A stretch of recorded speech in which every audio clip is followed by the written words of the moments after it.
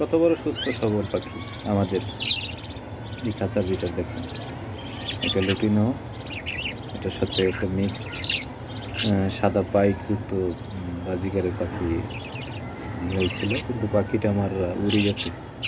সাদা পাখিটা কিন্তু এদের বাচ্চাগুলো আছে, দেখেন কত সুন্দর হেলদি, অনেক সুন্দর, এই যে খুব সুন্দর।